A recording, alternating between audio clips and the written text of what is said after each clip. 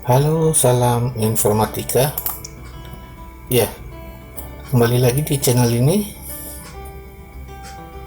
Kembali kita membahas tentang materi pembelajaran informatika kelas 11 jenjang SMA, madrasah, juga SMK mengenai analisa data. Dan kali ini pokok pembahasannya adalah tentang prediksi data. Ya, sebelum kita lanjutkan, perlu kita pahami tentang definisi prediksi, di mana prediksi itu secara umum sama dengan estimasi, perkiraan, atau ramalan. Tetapi secara lebih khusus bahwa prediksi data adalah hasil dari kegiatan estimasi atau meramalkan atau memperkirakan nilai pada masa yang akan datang berdasarkan periode data tertentu. Nah, prediksi data biasa digunakan dalam perencanaan suatu kegiatan suatu perusahaan, kegiatan suatu perusahaan atau institusi atau lembaga, tentunya untuk mengambil suatu keputusan, kesimpulan dalam membuat suatu program. Nah, misalnya perusahaan menetapkan produksi berdasarkan prediksi data. Nah, itu gunanya belajar mengetahui tentang prediksi data. Lalu prediksi data dengan machine learning dan artificial intelligence, apa hubungannya? Ya, sebelum jauh ke membahas tentang bagaimana memprediksi data, kita perlu tahu dulu bahwa hubungan antara artificial intelligence dengan machine learning dan prediksi data. Artificial intelligence adalah bidang ilmu yang merupakan kecerdasan buatan, ya, adalah bidang ilmu yang biasa diterapkan dalam kecerdasan buatan, khususnya dalam komputerisasi, ya. Nah, sedangkan machine learning adalah salah satu cabang ilmu dari disiplin ilmu kecerdasan buatan itu atau artificial intelligence, yang membahas mengenai pembangunan sistem yang berdasarkan pada data, ya, pada data. Jadi kalau kita urutkan secara garis besar bahwa bidang ilmunya itu adalah kecerdasan buatan atau artificial intelligence, kemudian di dalamnya ada cabang ilmu yang namanya machine learning. Nah, di machine learning digunakan model data dan prediksi data, ya, model data dan prediksi data. Nah, untuk lebih jelasnya mari kita lihat diagram bagaimana cara kerja machine learning. Perhatikan di layar. Di sini data awal, ya, di sini data awal. Ini adalah data awal. Kemudian data awal itu diolah menggunakan algoritma, oleh pemrogramer. Lalu dalam algoritma menggunakan model data untuk diolah dalam machine learning algoritma. Nah, ini data awal, data lama, ya, data lama. Nah, kemudian ada data baru data terupdate, lalu diolah melalui mesin learning, dan setelah diolah melalui algoritma mesin learning, kemudian didapatkan prediksi data di sini ya. Dapatkan prediksi data.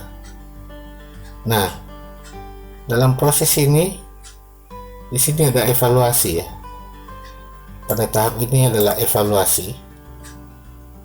Ketika datanya sukses, maka proses atau sistem tersebut akan digunakan selalu ya. Ketika sukses, model yang digunakan sukses, maka sistem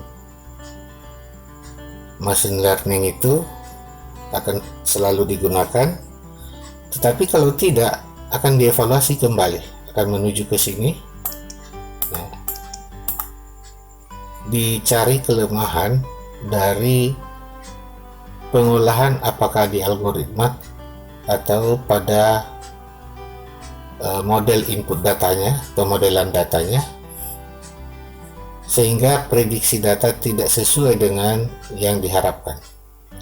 Nah, inilah cara kerja daripada machine learning, sehingga prediksi data itu merupakan bagian dari machine learning. Oke, kita lanjutkan. Dalam machine learning ada jenis-jenis metode yang digunakan, yang mana metode itu digunakan untuk menjamin hasil prediksi data yang akurat. Maka dibutuhkan metode pembelajaran dan algoritma pembelajaran yang tepat dalam kegiatan prediksi data itu. Nah, metode pembelajaran dalam machine learning ya, biasanya ada 4, tapi di sini kita akan bahas 2, yaitu supervised learning atau pembelajaran terarah ya, yaitu menggunakan label dalam mempelajari dan menghasilkan pengetahuan. Itu adalah supervised learning. Dan sebaliknya, yang kedua adalah unsupervised learning atau pembelajaran tidak terarah, yaitu suatu metode yang tidak menggunakan label dalam mempelajari dan menghasilkan pengetahuan itu sendiri. Nah, bagaimana metodenya? Biasanya untuk supervised learning, yang pertama ada estimasi, yaitu metode pada pembelajaran dilakukan dengan menggunakan fitur dan label ya, fitur dan label.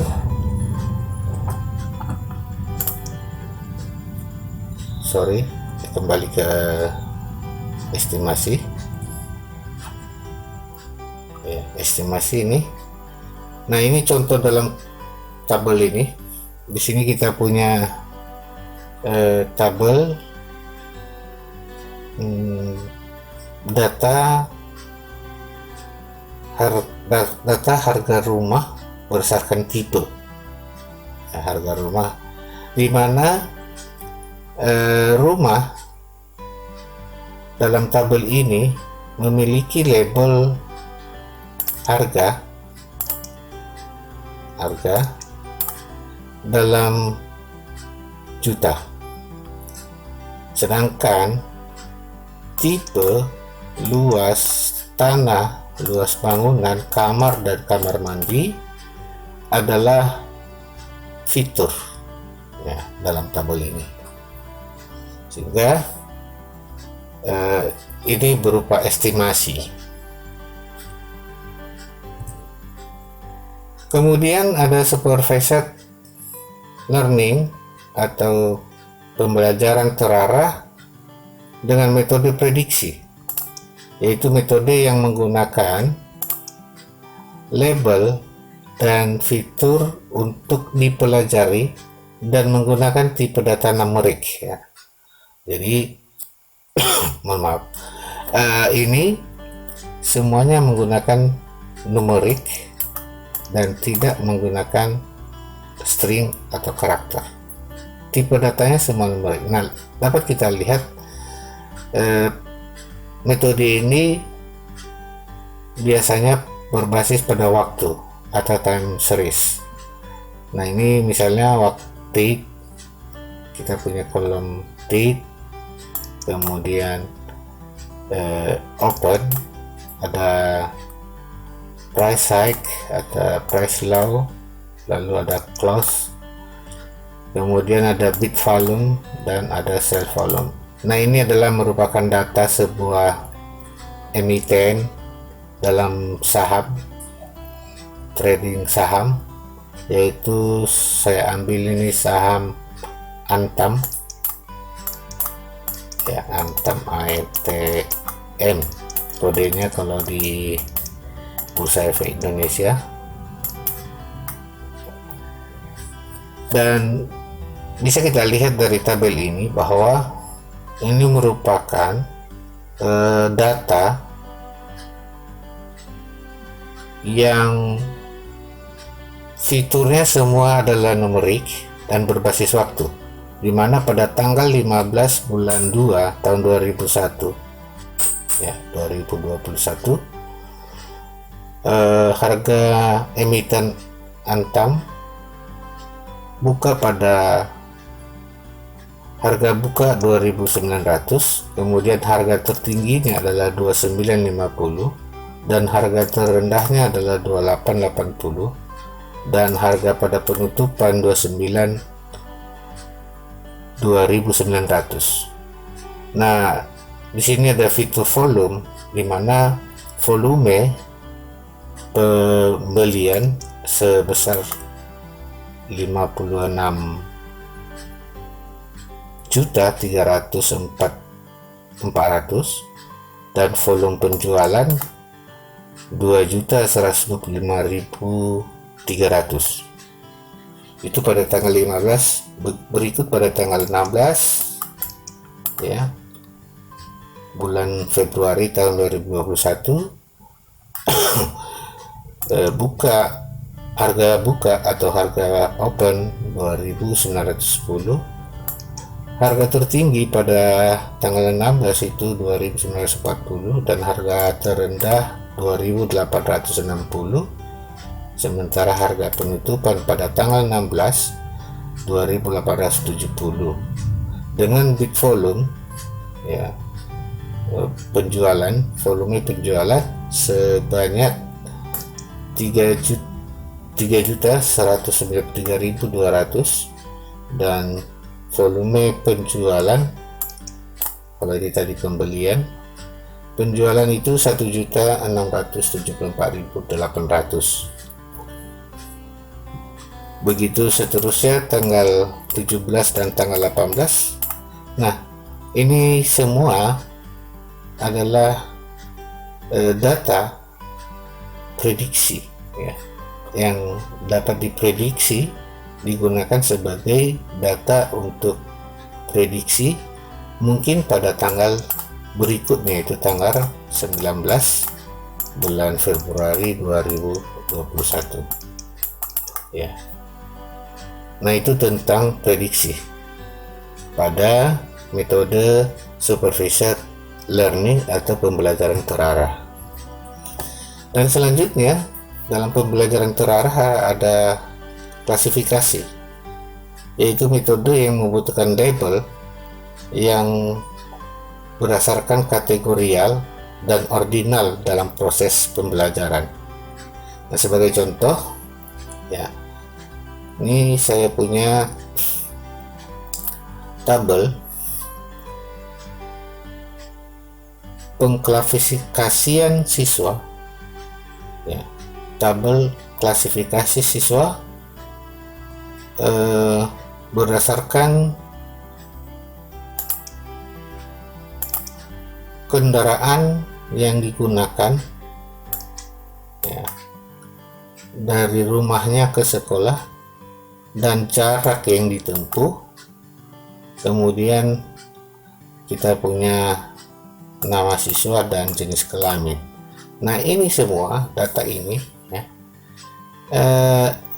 jenis kelamin termasuk ke dalam ordinal, ya.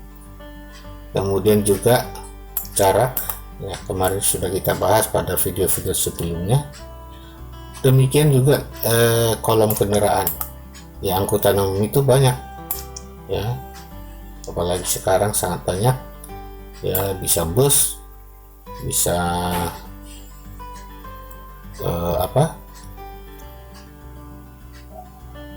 angkot, ya, bis kota dan seterusnya. Begitu juga dengan sepeda motor. Sepeda motor banyak jenis, ya, ada matic, ada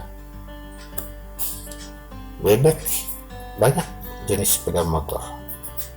Nah, mungkin pejalan kaki, ya, pejalan kaki.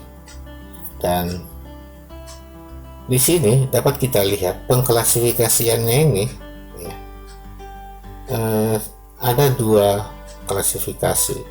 klasifikasi, ya, yaitu menggunakan angkutan umum, menggunakan sepeda motor, dan jalan kaki. Jadi siswa ini diklasifikasi berdasarkan kendaraan yang digunakan untuk bersekolah.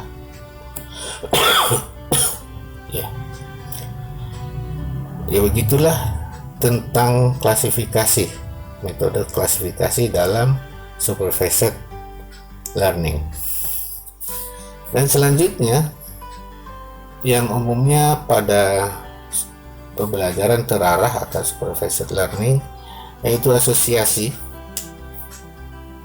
adalah metode yang digunakan untuk menemukan atribut yang muncul dalam satu waktu. Nah, salah satu implementasi dari metode asosiasi ini adalah analisis keranjang belanja atau market basket analysis. Nah, biasa ini pada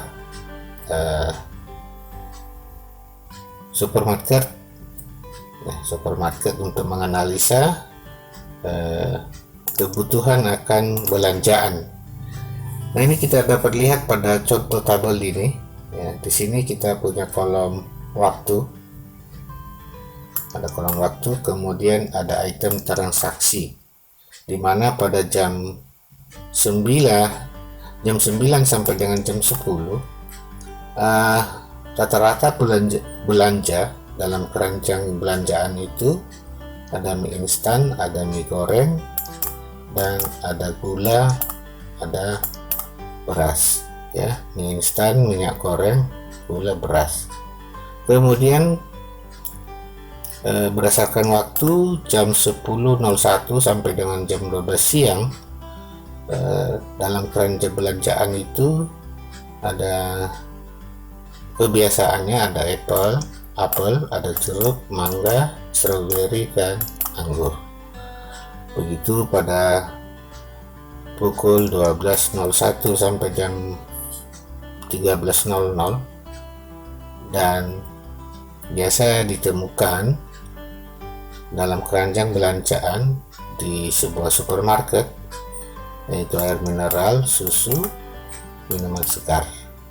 Begitu selanjutnya pada jam 13.01 sampai dengan jam 18, dan dalam keranjang belanja ditemukan atau sering ditemukan ayam, beras, apel, jeruk, susu, dan air mineral. Nah, ini dalam tabel ini kita bisa lihat bagaimana hubungan antara item-item belanjaan yang terdapat pada tabel di atas ini. Dan selanjutnya dalam machine learning ada unsupervised learning atau pembelajaran tidak terarah, pembelajaran tidak terarah. Nah, biasanya contohnya metode yang digunakan adalah clustering. Nah, ini dia clustering atau pengklasteran. Nah, ini merupakan pengelompokan record, pengamatan, atau memperhatikan dan membentuk kelas objek-objek yang memiliki kemiripan. Berarti bisa homogen, mirip, sama. Kemarin sudah kita bahas tentang pengklasifikasian berdasarkan kelas bin.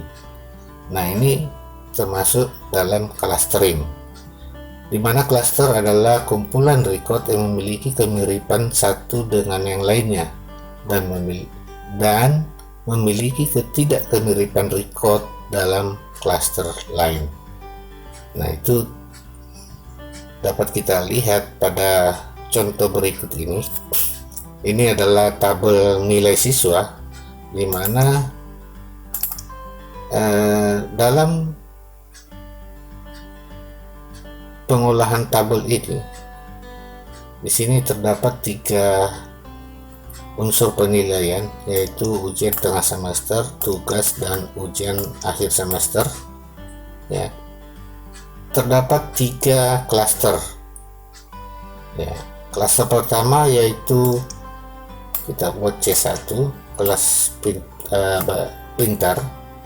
Kemudian ada C2 yaitu sedang, dan ada klaster yang ketiga yaitu kurang. Nah, dari sini bisa kita lihat bagaimana contoh dari clustering itu. Dari data sebelumnya kita hanya punya data numerik, ya, karena dalam pengklasteran ini hanya mengenal data numerik, dan kita bisa mengolahnya menjadi cluster, di mana dari data ini setelah diolah kita memperoleh 3 cluster di antara 10 orang ini, yaitu cluster C1, cluster C2, dan cluster C3, di mana cluster C1 itu adalah pintar, cluster C2 itu adalah sedang, dan cluster C3 itu adalah kurang. Nah, ini biasanya kedepannya berikutnya kita akan menggunakan aplikasi WK untuk bagaimana mengolah data seperti ini. Nah, demikianlah penjelasan untuk prediksi data ini. Jika ada yang kurang jelas boleh ditanyakan pada kolom komentar di bawah, dan sekian, sampai jumpa.